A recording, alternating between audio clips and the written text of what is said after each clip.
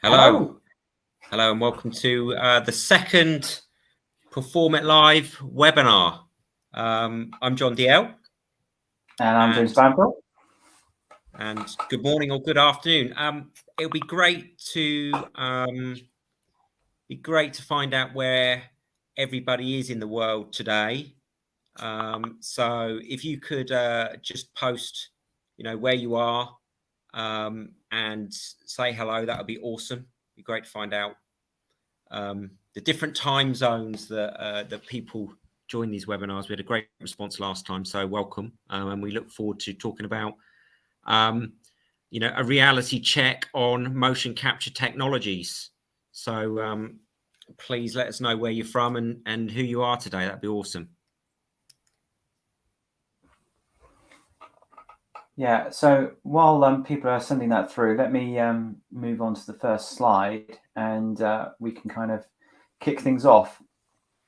So I remember, and John was in this conversation as well, we were sat a round table of R&D and it was like, how do we get the most perfect mocap data you can possibly ever get? One of the team basically pointed out that if you want to do that, we need to drill sensors into the bones of the performers themselves. And then we had a conversation for about half an hour about, what would that cost? How painful would that be, et cetera, et cetera. But then the point that was being highlighted is that all forms of data capture for mocap are fundamentally imperfect from start, and they all have their own flaws. And what we're hoping to do is just highlight and put a torchlight on the flaws, but also the good points of each of the ways that you can kind of capture mocap currently out there in the market, including some of the new ones as well. And of course, at the end of the day, the whole purpose of getting the mocap in the first place is as a starting point for, telling a story and adding that to a character. So it's very much the first part, but getting the best data you possibly can obviously saves you a ton of time cleaning up and other bits and pieces later. Yeah. So and I mean it does, James. And I think whilst you want to strive for the perfect data, every measurement that you take is never entirely free of error. And I think it's more of a theory than it is a practical reality. And I don't think it matters what field, whether it transcends mocap or into any other scientific endeavors. It's you're faced with the same challenges. It has its limitations and there are sources of errors, and those are multiples as well. So it might be inherently within the technology. So you might, for example, at a high level have sensor noise. If you're using IMU-based systems, you might have marker occlusion if you're using cameras. But equally, you might have some environmental factors such as lighting that impact it. You might have subject variability that impact it. A bit like James saying, how do we minimize error if we can put a marker, fix it so it doesn't move, or you don't get any tissue wobble. You can have limitations with your post-processing, and then you've got inherent challenges with drift, etc. So there's a whole cacophony of considerations to bring together to think, have you got the perfect data? And the answer is you've got to try and mitigate those the best you can, and then you've got to determine and weigh up, well, what's the best technology that mitigates these factors against your potential budget, your level of expertise, what resources you have to paint your mocap story, and the quality of the data that you want from it. Because ultimately everybody's striving for the best data that they can get, irrespective of the technology that they use. But I think understanding where you are going to have those challenges then allows you to be very considered in what the expected outcome is from that data, and how much work you have to do post that to turn that into your clean version of your animation. Exactly. And so the main, as John rightly points out, is the main takeaway right at the get-go is anyone that says that they have the perfect data is ignoring whatever the flaw is of the underlying system that they're using. And more and more you're seeing combinations of systems moving forward. And we'll talk about how we're doing it at the end of this one as well. But John, should we jump straight into probably the most kind of famous one, which is studio-based Let's do it. mocap? Yep. Yeah. So, John and I have both got a lot of experience, and we actually had a mocap studio ourselves for testing our own hardware. And we can kid you, well, John, I'll let you explain, but it's enormously expensive, is what I would say. Yeah.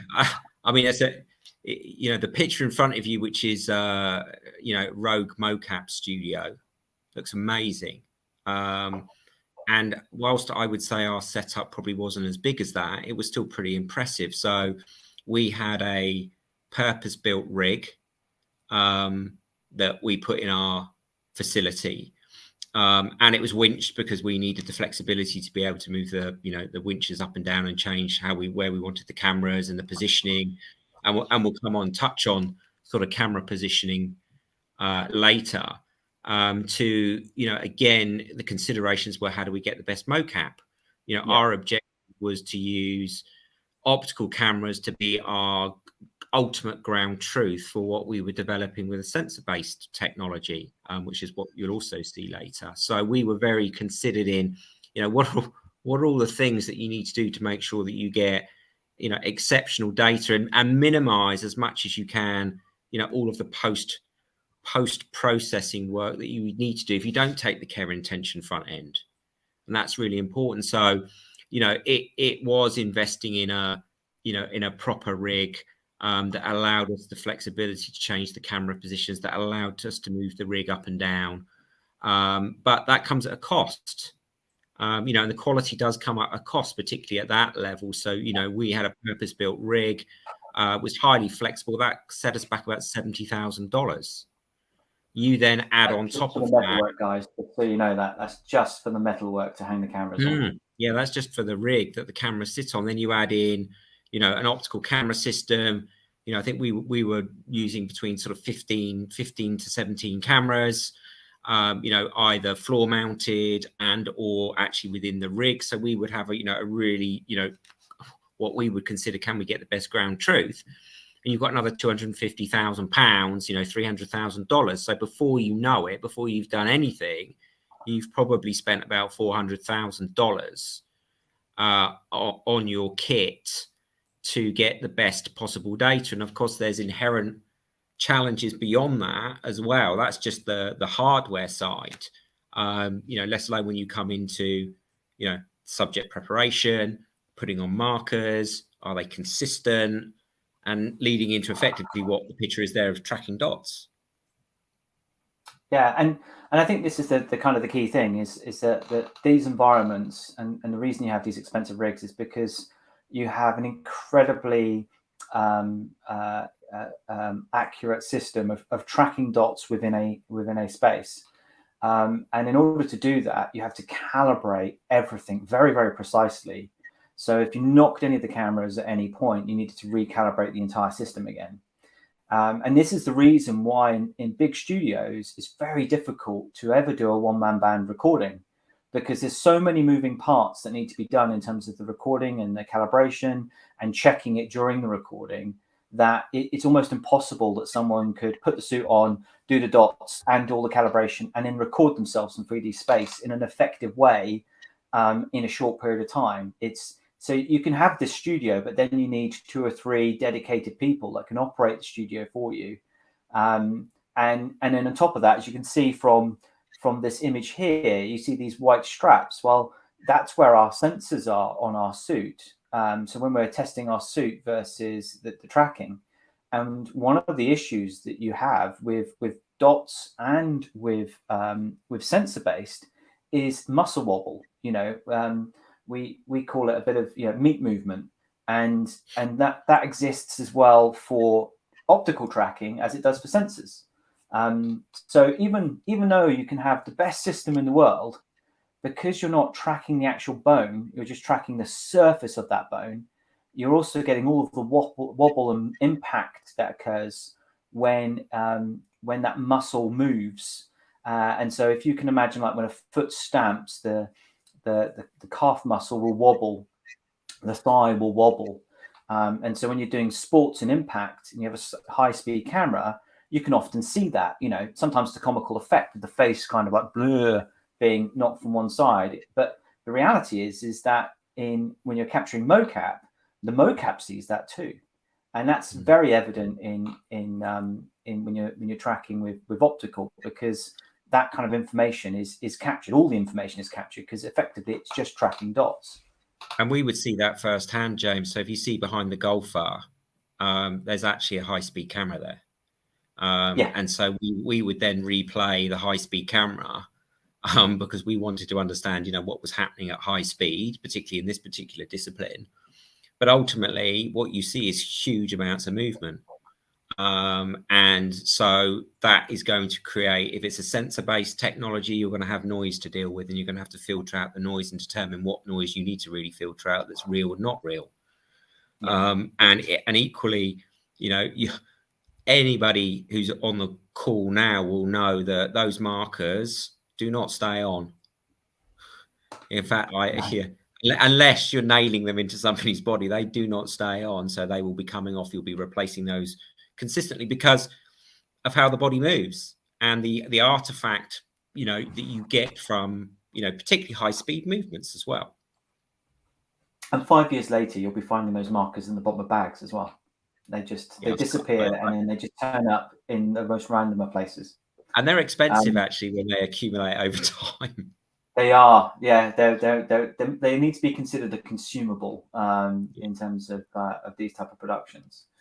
But when you're also then doing the face capture, there's various different ways that face capture can work as well. But the kind of common thread is you are tracking dots. So in this instance here, this is one of an example from the mocap studio that was covering for Infinity War, and you can see there that there's dots on the actor's face. But when you see camera-based systems that are tracking the face, like what Epic's done, like what quite a few of the companies out there, Faceware and everyone else, what's actually happening on the face is you'll see a combination of technologies, but more often than not, they're projecting an infrared pattern on the face and then tracking that deformation. So it's kind of the same thing, but just done in a different way. But ultimately, what you're doing is basically tracking dots over time in 3D space. And when you have a single camera or two cameras on the face, it just increases the accuracy of the subtle movements within those dots, which obviously makes a huge difference when you're doing work on the data a bit later on as well. But and this kind of leads nicely as well. These cameras need to be so close to get the definition of these dots and the subtle changes, because the cameras that are actually in the studio have to be far away because you want the space to roam. But the ones that are so close, they need to be close to get the definition. And this effectively is one of the drawbacks of optical-based studio systems, is they have a capture volume. And the size of that capture volume is directly related to the number of cameras and the type of cameras that you have, and therefore the cost. And then there's also the hidden cost, because when you've got a space that's, let's say you've got a huge budget and you get a massive space in terms of a capture volume, you're still left with these hidden costs that you've got to heat that space. You've got to make sure that space has got electricity and all these other components. And then the other aspect, which most people, if you've not been in one of these studios before, or you've seen the pictures, the thing you'll notice the most is that there's never any windows. And that's because most of these systems are using infrared to track the data, to track where the dots are in space. So they're illuminating the subject with infrared light, and then tracking these dots. And so sunlight naturally has a certain element of infrared in it, and therefore to keep the calibration of the cameras perfect, you have to block out the sunlight. And I remember doing a gig years back where we had cricketers, and we ended up having to get the cricketers to turn up at nighttime because we couldn't reach the very top skylights of the sports hall that we were in to capture their mocap. And because of that, you ended up with this situation where, okay, well, the only way we can guarantee that this won't play havoc with it is to shoot at night. And so we ended up actually starting the production in the evening and capturing it until very late that night. So yeah, but the capture volume is directly related to the budget. I don't know if you've got anything you want to share there, John, in terms of costs that we've had to cover in terms of space. Well, it's an expensive game playing with optical camera systems for a whole host of reasons to get, you know, effectively the ground truth that you want. There is something I did want to share actually, and this is, we've experienced this before, and actually, so Demian Gordon, who, if you know him, has a really strong sort of Facebook following, and he posted something really interesting the other day that I wanted to share, because he was asking, please share this out to the community, because he feels that there's a lack of understanding, or there's a missed opportunity. And he was talking about networking. And this is, whilst it's not directly mocap per se, it will impact the quality of your mocap, because if you don't have a proper network set up that's independent, you effectively can miss data packets. So you might get a frame where there's no data in it. Now, we'd seen this back in the day when we were first setting up. We're going, oh, well, why is that? Is it the system? Is something happening that we're not aware of? And you end up chasing these missed packets everywhere.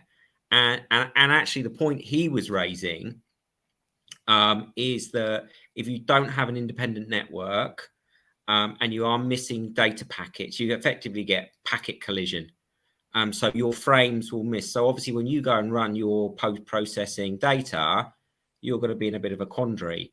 And it's not necessarily, you know, it's individual packets over time that will impact the quality of your animation. So I'm sharing that with the community because I think it's valuable insight to share, and it's something that I read about the other day. And when actually we've had that experience, we've missed data packets, and it becomes a challenge then to go, well, do we have to recapture? Is it an inherent hardware problem? Inevitably, it's not. It's a networking problem. So you need to make sure that your network is up to snuff to ensure that you don't have these packets missing within your frames of data.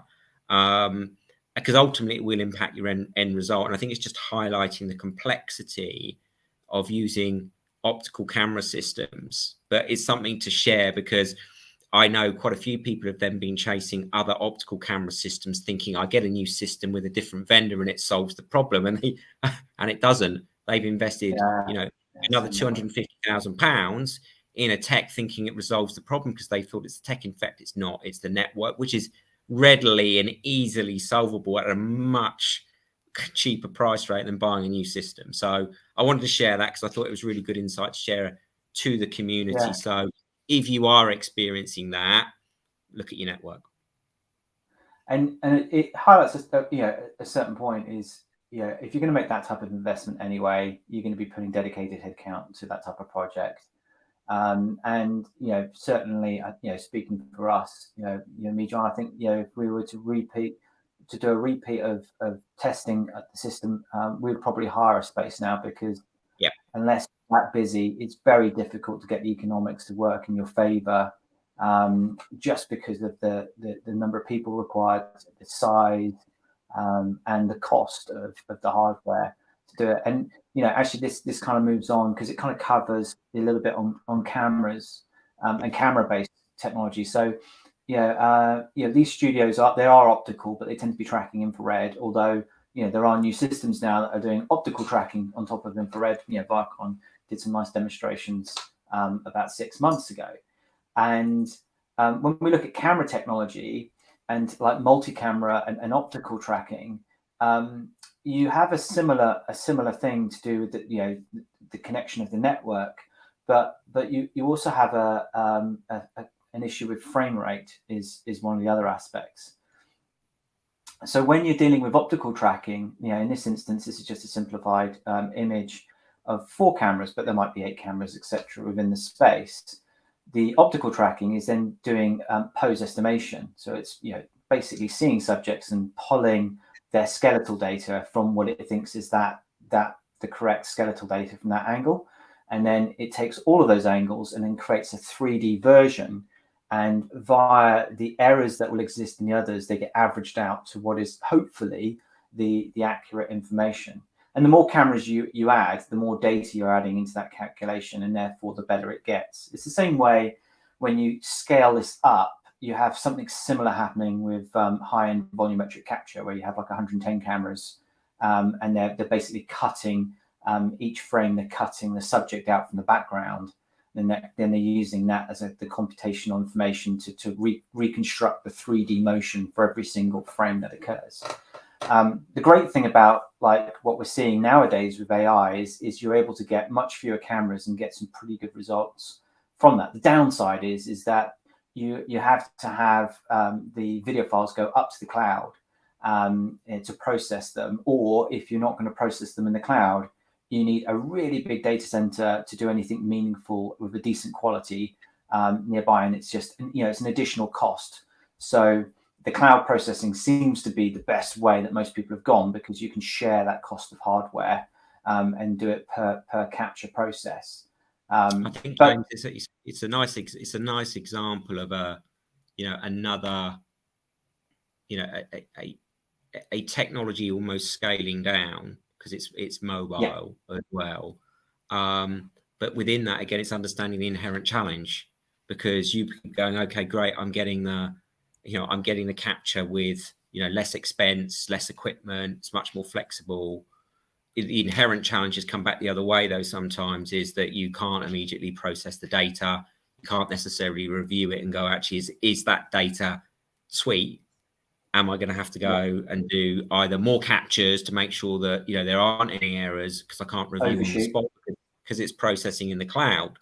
And it's just being aware that it doesn't matter what technology it is. You've got these inherent challenges, you've got these inherent strengths, and you've got to fit it to essentially your use case, and the practical application of it is pivotal at the end of the day, because that's going to dictate what you can and can't do. Yeah, and like this type of technology is a game changer, especially when you think about sport, for instance. It's very easy to get infrastructure of cameras in sport, although calibration is an important thing, and if you've been in a modern sports stadium and the home team are doing well, everything moves, including the stadium. So calibration can be a bit tough in that sense, but where this is really good, again, you've got a contained volume where these cameras are pointing, so obviously can't capture anything outside of that volume. So in that sense, that's one of the restrictions. And you also have occlusion as well. So where one of the limbs is being occluded by another object or another limb or a body part, then you're wholly reliant upon the other cameras picking up that occlusion and being able to compensate for that lack of data from that angle. And that's the kind of the toughie that you have with multi-camera. But you don't have the issues. You can set it up in various types of lighting, and as long as you can illuminate the subject, you don't have the issues of infrared, because it's working off of RGB. So you can take that out onto a shoot set and capture mocap almost anywhere, provided you can keep the camera stabilized and work within that volume, so to speak. And this one's close to my heart, because I spent so much of a previous career chasing this one. And it is a toughie, where we have single camera mocap. So single camera mocap, possible. Move AI's got a version out at the moment. Rococo's got a version. There's several companies that have now kind of started to play in this space. And if you or your kids have been on any form of social media, we'll all be aware of some of the filters that are available on mobile phones. And the key thing with a mobile phone is it's not just a camera, and always remember that, because certainly, like my camera, I don't know if I can get this into frame there, it's got a LiDAR sensor as well. It's got additional information that will actually tell if it's been recorded and captured, can actually enhance to understand where the camera view is. But the difficulty with a single camera will always be, the position and trying to pull the subject from 3D space whilst only having one camera plane to do so. And so if there is an occlusion, the AI is basically having to make up where it thinks the limb is, because it can't see the limb. So it's just having to make a guess. And that can have a knock-on impact. Also, the type of focal length, the type of distortion you can get will have an impact on the quality of the mocap that you can get from there. And also, the distance they're walking in the real world isn't always translated into the distance they walk in the actual mocap capture space, again, because it's all being extrapolated from one image and one image plane. So it's very difficult to know exactly, like if you move 2 meters, your output may have moved 1.5 meters. Still, though, when you consider how it's being captured, it's incredible. You know, amazing tech, has a real use for certain applications, but certainly not for scientific ones. It's lacking. As soon as you start dropping those camera positions, it's lacking the necessary data to give you anything near what you can get the other side. And you know, and that's why big games companies and big studios pay the big bucks for these heavily calibrated spaces, is because they will give that type of data set when it's needed. Yeah, I mean they're effectively going the other way. You know, they'll have, you know, there are studios out there that have, you know, 50 plus cameras as part of their motion capture setup. You know, and some of those are hybrid as well. So they'll be fusing sensor data with camera data, because they want to use the sensor data to remove the occlusions that they get from the cameras, even when they have, you know, a large array of cameras, because they might be working with multiple performers, you know, and if they're interacting, you know, common sense dictates that those cameras will not pick up all of those interactions, but you can effectively fuse the gaps with your sensor data to go, okay, well, that makes my post-processing much more efficient, and I'm not kind of guessing on my outcome. So again, the rubric always comes back to how do you ensure you've got, you know, that not perfect, but that close, you know, that good enough data, you know, without, you know, increasing the timeline and effort and cost that you've got to do in your production. Yeah, it's completely 100% true. And then the one area that's been around for a while, you know, there's certainly from a 2D perspective, you know, we've had various versions of pose estimation from 2D that have been around and used incredibly well. You know, we now see it in everything from your doorbell has this type of tech to everything else. But now we're seeing the use of 2D to 3D kind of from existing video footage, and this is you know, this is Open Pose, for instance, or you know, Deep Motion's another one, and there's a couple, you know, Radical are also in this space that are doing kind of video upload to mocap export. Now this is where it gets really super tricky. It's, again, fixed camera is one thing, but when you have a moving camera and a moving subject within the scene, it gets really tricky, because you have to track the subject in 3D space, but you've also got the camera, your point of reference where you're getting your data from, is also moving. So you have to track multiple planes, and then you have to subtract that to get to the, you know, where the subject is and how the subject's moving through 3D space. And then you've got to try and find and work out, well, what's distance have they covered? So you need to know focal lengths and other bits and pieces in order to kind of calculate the angle of view, in order to get any kind of meaningful mocap from that. And it's insanely hard. And this is on the motion paper, which is a Google one, showing, you know, how they can track an object moving in a video very efficiently. But we've got to do that now in 3D planes in order to do that for a kind of video AI, and that is insanely hard. I think what you noticed in a lot of these clips, though, James, is everything's pretty linear. Yeah, it is pretty linear, and you know, they have chosen clips that are inherently hard, but they are tracking. Yeah, the technology is pretty good now from a 2D perspective, but where it's super hard is 3D. Just trying to recreate that component in 3D and get the limbs and everything else. And actually, we just saw a horse there. It's really important to highlight that one of the great things about studio capturing systems is you can put the dots on anything. So if you want to track a kangaroo, you stick some dots on it and you can track it. But if you want to do it optically, it can be a little bit tougher. So, and it's the other bit that makes it hard is blurry images. And you know, the reason that this is so hard is because if you're taking your footage from, say, like a broadcast feed, or you know, let's say you want to get, you know, Muhammad Ali at his best, and you want to get mocap of him. Inherently, what you'll find is, certainly in the old days, the frame rate was much lower than it is today. Maybe with 4K, you'll get 120 frames or 60 frames from a capture perspective. But back historically, the frame rate was much lower. So when you stop an individual frame, when you get these panning shots, one of the things you'll often see is that the limbs are moving faster than the frame rate. And so they become blurred, or in some instances just disappear.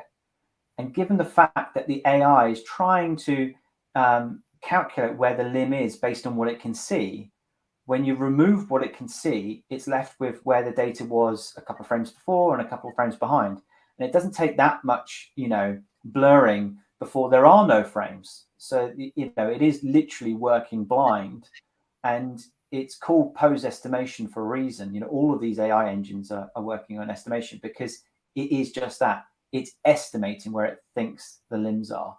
But as soon as you start blurring and reducing the quality of the input data, the effects get quite extreme because it struggles. And it's, even if you get an effect that looks realistic, it's possibly not from the actual data that it was actually captured from. It may be that it's kind of like, that's a running action, I'm going to output a running action, but it's not an authentic version of that person's running action.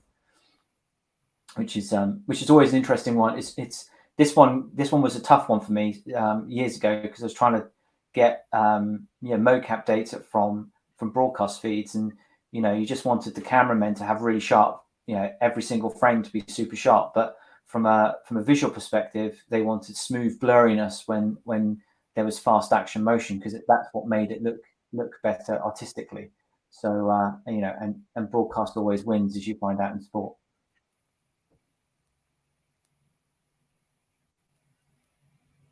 And that takes us to suit technology, which is closer to our hearts.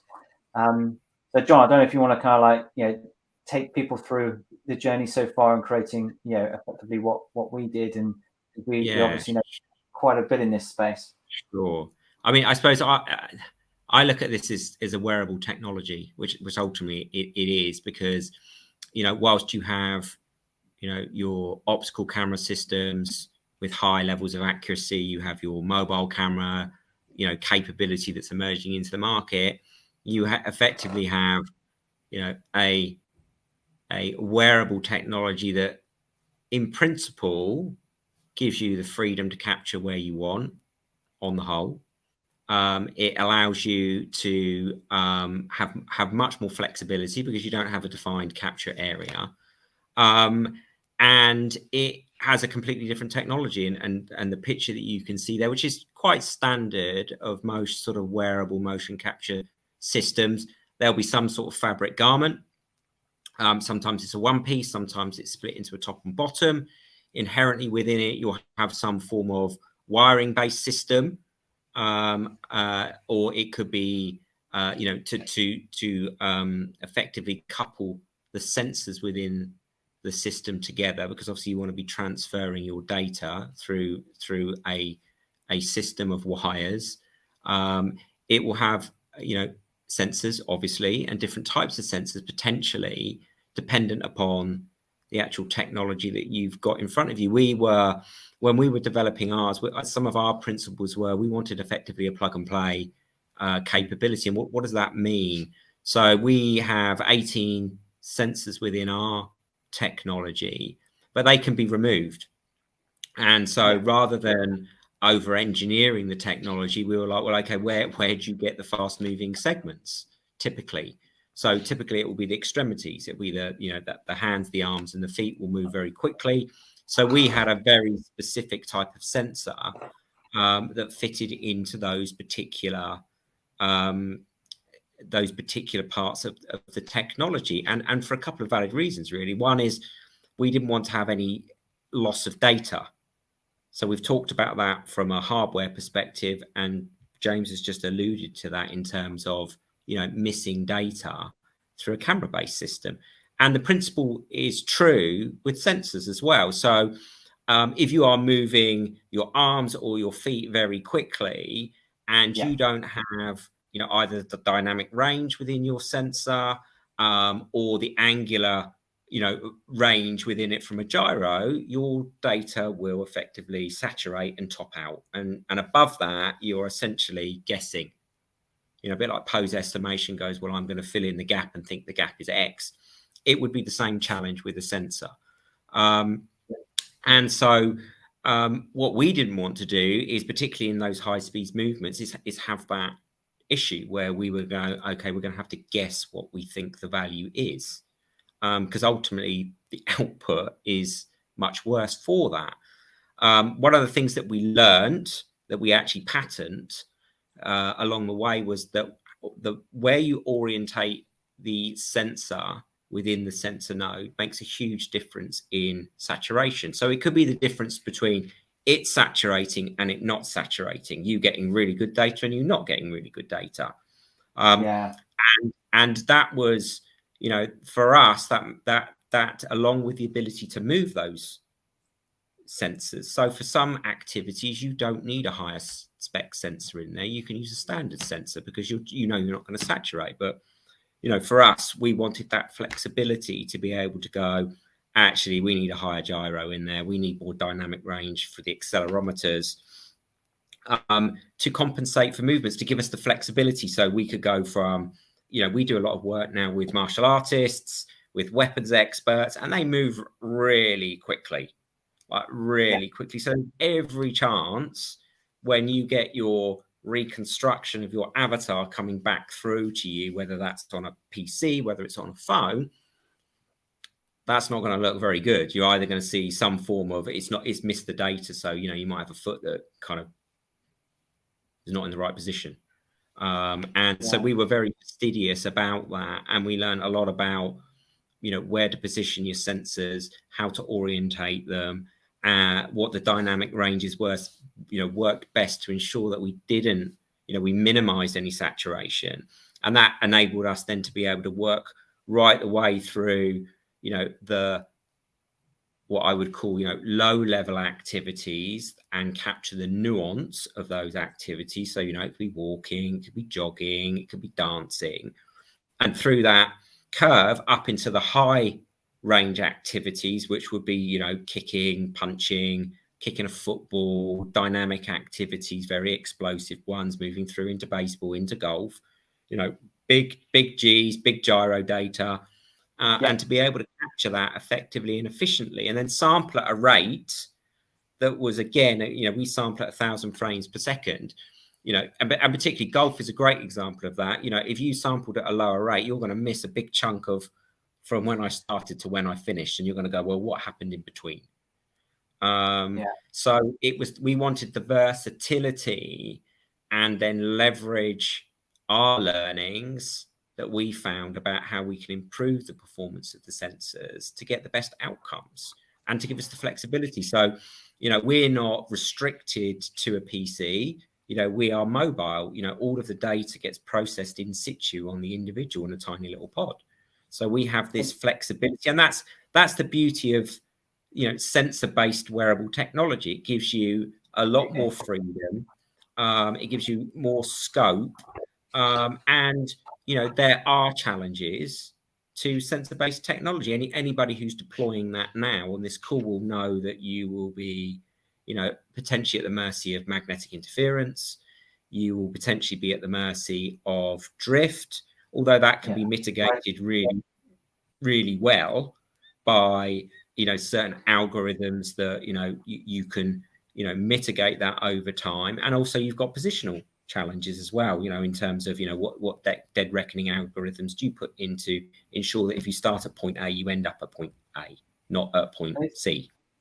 And it's a good point as well, because if anyone's on the call and they're wondering, well, why is this suit so cheap compared to this suit over here that's so expensive? The first thing to look at is the hertz rate, which is effectively a suit equivalent of frame rate. So only recently in the studio land are you starting to go above 500 frames per second with an infrared capture. So only recently. You could do it before. It was super noisy and it just wasn't very nice. So you'd normally top out at 240.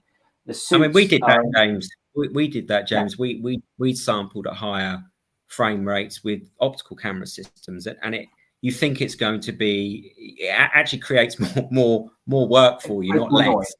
Yeah, you've got to clean it up, and it's it's a balance of like, whereas the cleaner at 240 better than the noise at 500. It's the same optical thing. We've all seen it in cameras since digital's been around. Nighttime, and out comes the noise, and all of a sudden it disappears, but everything looks a bit milky because guess what? They're filtering it in the background.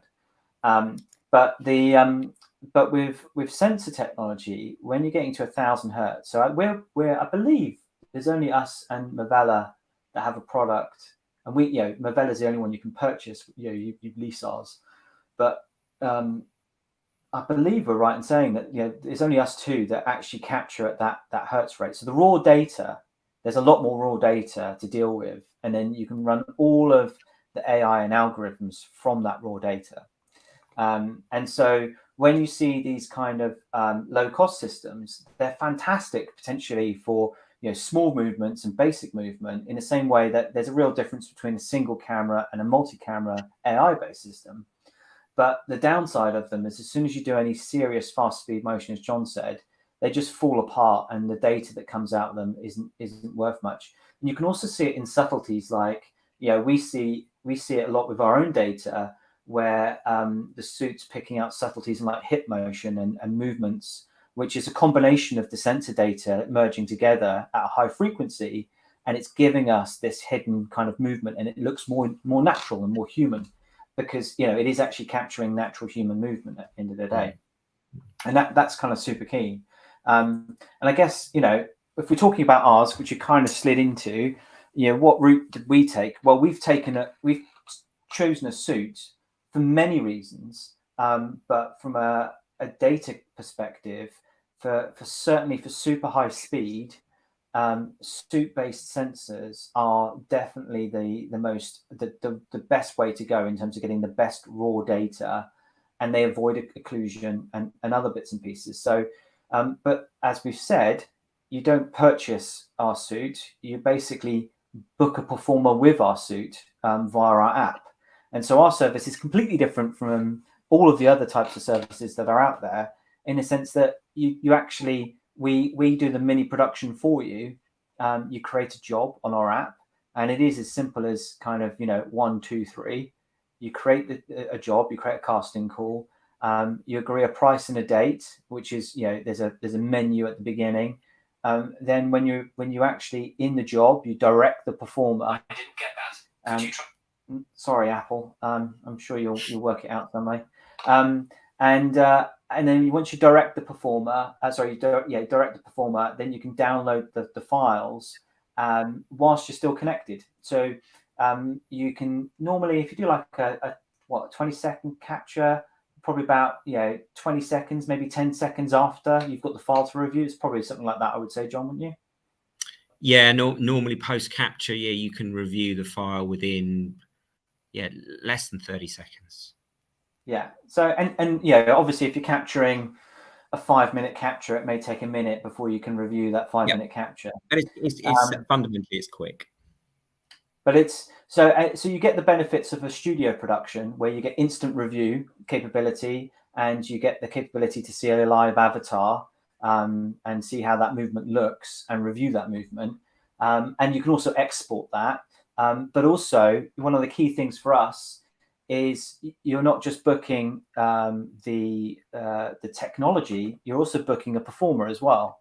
So we have a portfolio of performers, from dancers to combat experts, to martial artists, to traditional theatre. We've got a nice broad range now, And so you actually, when you make the casting call, you're actually booking the performer that has this technology. We've made it super simple for them so that they can just focus on what they're great at, which is the skill. And at the heart of what we're doing, this is the bit that always excites us the most, is when we see the performers pushing the tech to the nth degree. And trust me, some of these performers can push the best technology to the nth degree, because of what they can do and how they can do it. So when you make a booking, you're actually booking a performer. You're booking a performer that happens to have our tech, and then they use that tech to capture their performance. So it's more as much about the skill of the performer, and the tech is just there as a way to translate their movement into a digital form to give you something to start with. So then you can then use that to kind of share with your audience on your character. And I think, James, just to add to that, so if you're a creative that wants mocap, if you're a director that wants mocap, you don't have to deal with the technology. Okay? All you need is your creative vision in your head of what you want to capture, a data connection, so Wi-Fi, or a data connection, and the app on a iOS phone or tablet, and that's it. And that's your pathway straight into a performer who can deliver bespoke mini production motion capture specifically against your requirements. And you get to see it in real time. And whenever I'm talking to anyone, they just want to know, well, yeah, that's really cool. What does it look like? And so this is what our suit looks like. So basically, it's very tight fitting, because we want the sensors to be as close to the bone as possible. As we said right at the beginning of the call, it's, anything that's not drilled into the bone is a compromise. So we try to make sure that the sensors are as tight to the body as they possibly can be. But the outfit is a mesh, so it's very breathable. So we actually encourage the performers to wear something over their tops, just because it is very breathable and therefore, can be see-through in certain situations. And a lot of the performers, when they've gone out to perform in the park, because there's no PC, so you don't need a team with you to make this work. The calibration the performer can do, it's super easy. And they've gone out to parks and performed in parks whilst being connected to a customer at the other end and being directed remotely. And they just wear this underneath their clothing. So it's a bit like a superhero suit. As soon as they do it, they put the suit on, and the world or anyone that connects to them can see their movements in real time. Yeah, it's for me, it epitomizes what wearable technology should be. It's easy to use, it's frictionless, it works every time, gives you good data. And we then connect, obviously, through the cloud, the creative, the animator, the director, to these individuals seamlessly, so they can communicate with them in real time, speak to them in real time, refine what they want to do in real time, even if they've given them a pre-existing sort of template of what they expect, and actually get the data back, processed pretty much immediately post the activity for them to start working on. So, if you bundled that together, that's our definition of a successful wearable technology.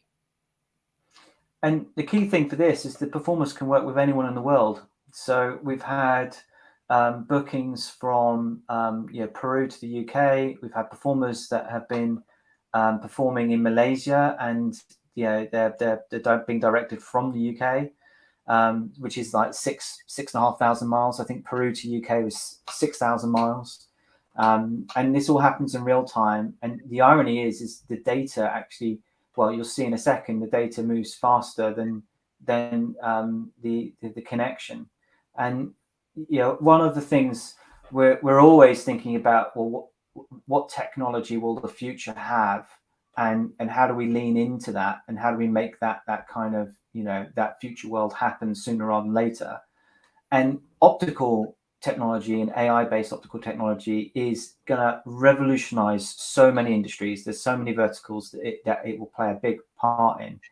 But when it gets to kind of human optical, we don't see a world where you would walk down a high street with 5 or 6 drones circling you to get your optical tracking, or have a camera at arm's length so you can get it from a single camera. We just don't see that happening. And we see a world slightly different, where you would wear potentially sensors that would allow you to have mocap. So if you did want to have a digital version of yourself in the digital world, you would wear those sensors and people wouldn't even know you were wearing the sensors in the first place. And you would just go backwards and forwards. So we think wearable technology isn't at the end of anything. It's very much at the beginning of a very exciting journey that it's going on at the moment. And you know, what we're doing with streaming is one part of that journey, but there's so many exciting other areas and avenues it's going through. Yeah, and I think just to add to that as well, you know, from the wearable technology perspective as well, I think you're going to see, and you are seeing it already, you're going to see transitions in, you know, the fabrics integrated with sensors or integrated with electrical, you know, iron-on effectively wiring. And interesting, a while back we tested this because obviously we wanted to understand, could we get you know, our sampling rate equivalent with a different type of technology. So we, you know, and this was probably 2 or 3 years ago we were looking at testing this. So we, you know, we're always looking for what's the next potential jump. And you know, wearable technology is not dead. I think it's going to have a renaissance, really. It's not that it never went away. It's you know, it's been highly adopted, but I think you know, it's here to stay because it creates different use cases and different requirements that people will still need. Yeah, absolutely. And so the question is kind of, well, what does free to roam look like? Well, because there's no PCs, so with some systems you need a repeater, you need some network connection or a signal to connect the suit with. With us, you just need a phone signal and it will go straight to the cloud. And this is some footage we captured of one of our team, Pete, and he just literally went out into his road and ran up and down his road.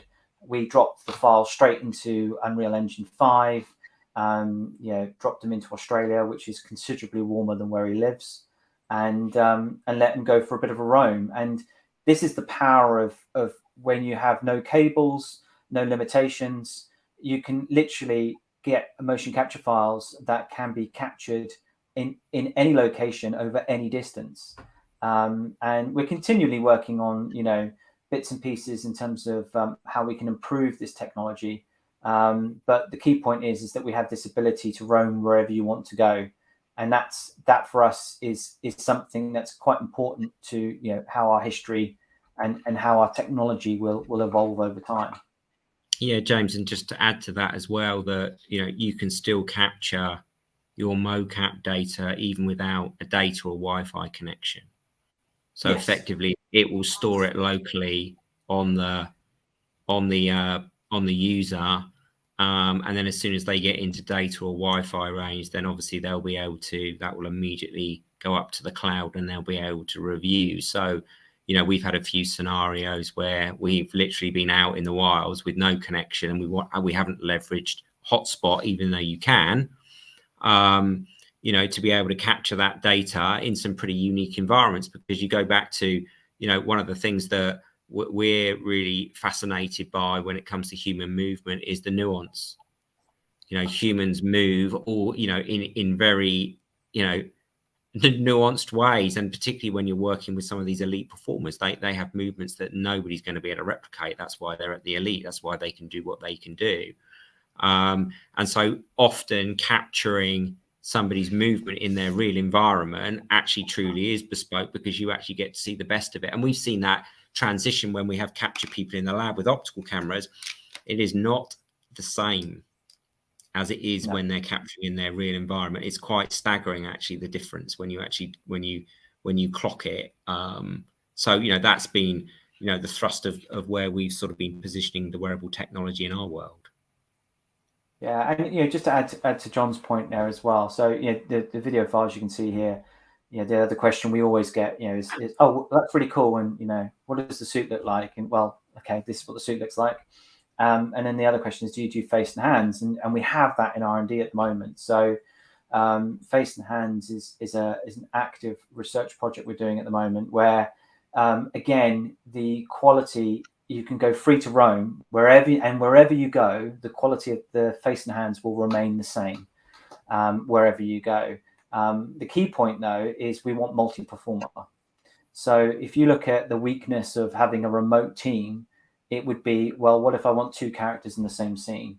And that's what we're working on very hard at the moment is, okay, we want 2 remote performers and we want them to act off of each other. And if they have a fight across a continent, well, for that to occur, there's a ton of technology that has to happen in between. And that technology has to have super, super low latency in order for that reality to kind of take place, which is exactly what we're working on right now. And the team are doing a stellar job.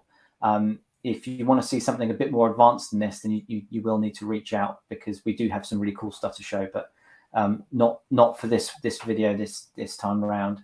And so in the middle video here, you can see basically Pete is wearing a suit, and the latency is super low. On the right hand side, we've got some demonstrations of the hand tracking in Avatar, and on the left, the facial expressions that are being captured as well. And that's in a live tracking environment.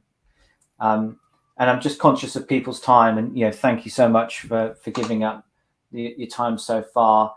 Our big thing is, if there's one thing to take away from the talk today, is ultimately the big studios, the data is fantastic, but there's a lot of hoops you have to go through to get that data. It has to be cleaned up. It is an expensive process. Some of the quotes just to clean the data alone will if you're not used to that type of environment, will make your eyes water. But there is a reason for that, and every system has its pros and cons. The benefit of what we're bringing to the market is, because it's remote production, it's planet friendly, and remote production means it's budget friendly as well. You're not having to cover the cost of these big studios and all of that inherent hardware. It's super convenient, because you do it when you basically book a time as if you're booking a meeting with a performer. It's that convenient for you. And I the think, money. I think go for it, John. Yeah.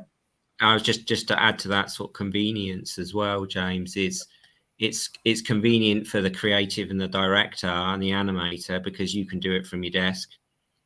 Just coming back to the planet saving perspective, because I think I would imagine many of you have done lots of long trips, logistics, planning, been away, challenges, and cost that you've had to incur because you've maybe not had the accessibility to a mobile technology that streams live like this, and it adds that level of convenience and reduces that carbon footprint. And I think James and I work where we're hugely passionate is supporting performers. For us, they're the epicenter of everything that we do, because they have fantastic movement, they're highly skilled, and it brings that level of authenticity and bespokeness that you can bring from your creative vision into the marketplace. Yeah, totally. And so with that, thank you so much for taking the time to listen to us, take you through. Hopefully you've got something out of it. As we say, there is no perfect data. James, I don't know if you can see. I don't know if you can see. Are there any questions at all? I don't know if you can see it through your side. My LinkedIn is frozen slightly. What I can see is we've had a fantastic attendance from across the globe. Awesome. So India, Iran, Estonia, Luxembourg, Australia, which is fantastic. But unfortunately, my LinkedIn has decided to freeze up a little bit, which is a bit annoying. But if you have any questions, I do have.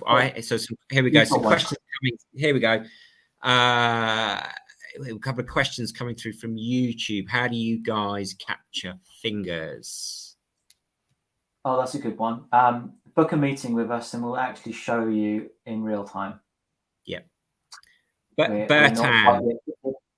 not quite ready to fully disclose it yet. No, you have to book a demo to earn the right to see that, but please do if you're intrigued to find out how we do. Bertan, did you say that sensor suit is affected by magnetic fields? It can. They can be. Obviously, one of the fundamental components of a wearable sensor-based system is a magnetometer.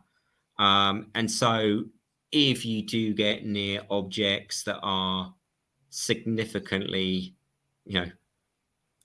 magnets, for example, anything generally metal orientated can disturb the data. And I suppose that's quite, it's an interesting perspective. From a wearable technology perspective, we mitigate that because our system detects it. So our performer would know whether they're in a highly magnetized environment, and therefore they can move away from it.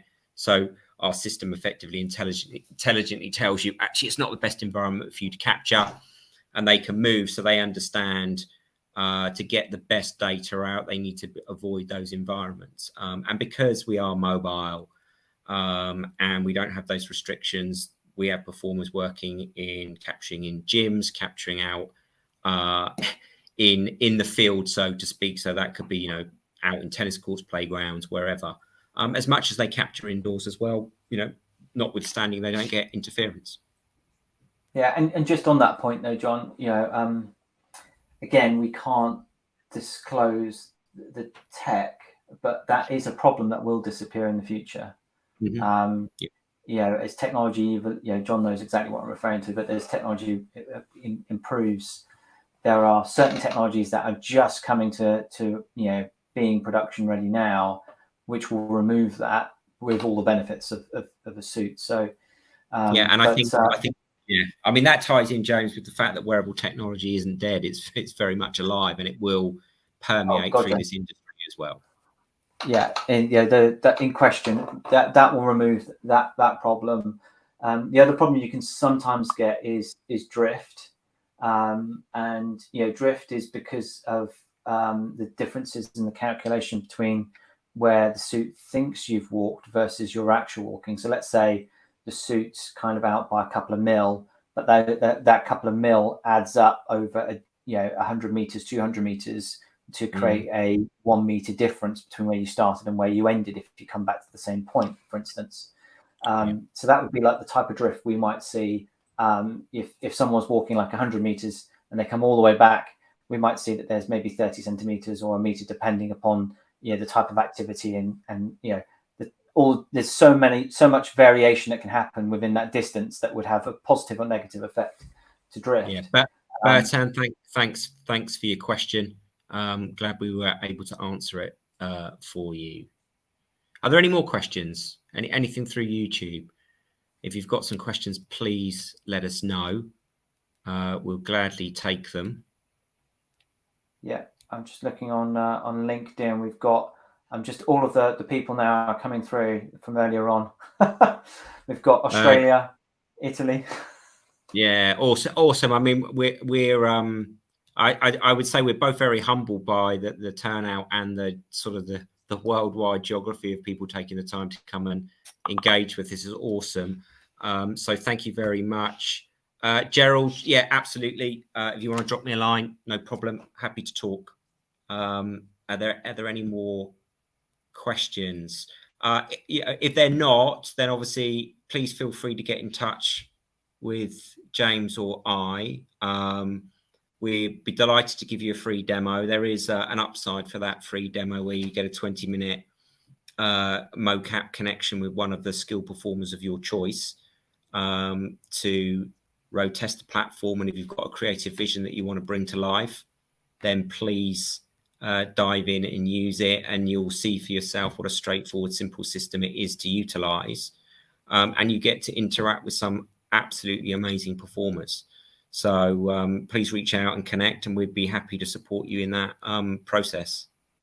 Yeah, and as John says, both myself and John, we're very much of the opinion of an open book. We keep ourselves across, a lot of the tech that's going on, certainly in our space and other areas as well. So it happily give you a guiding light as to what's moving in certain areas as well in that kind of conversation. So do reach out if you'd like to.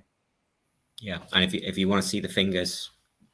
Yeah, if you want to see the fingers and face. It's R&D have done a stellar job, but it's not quite ready yet for showtime. So yeah, a limited Okay. audience only at the moment. Yeah, I don't think there are any more questions. So from James and I, have a fantastic rest of your day. Thank you very much for attending and taking the time. There is a recording of this should you want to re-listen. If you want to reach out and have a conversation with us, please do.